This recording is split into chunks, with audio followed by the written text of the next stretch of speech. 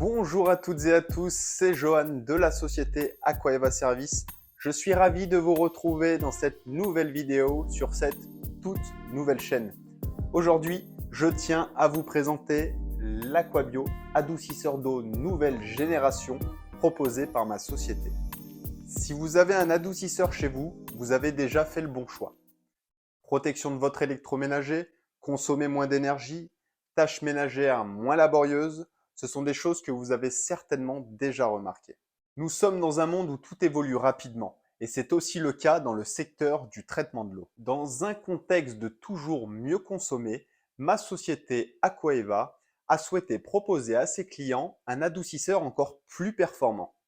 Il est le fruit d'une réflexion entre performance technique et conscience environnementale.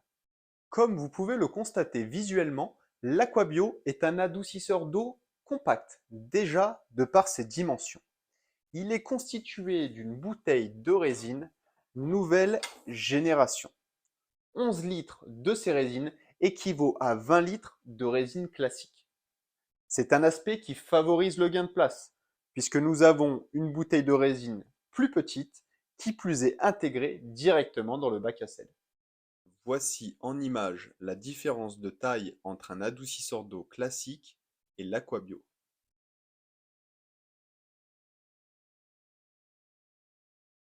Pour remplir l'Aquabio, il y a uniquement à faire coulisser cette petite trappe pour venir y mettre le sel directement.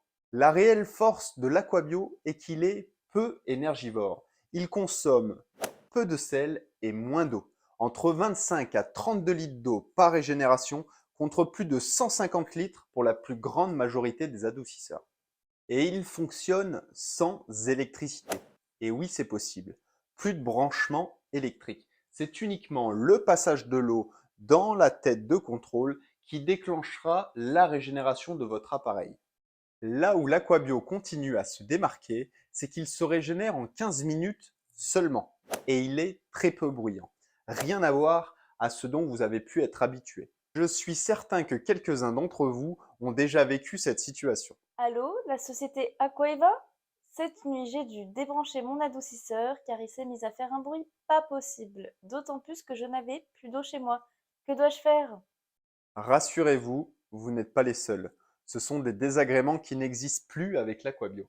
Vous n'avez pas encore adopté l'Aquabio chez vous, vous souhaitez plus d'informations le concernant, n'hésitez pas à contacter le mail qui s'affiche et que vous retrouverez dans la description de cette vidéo.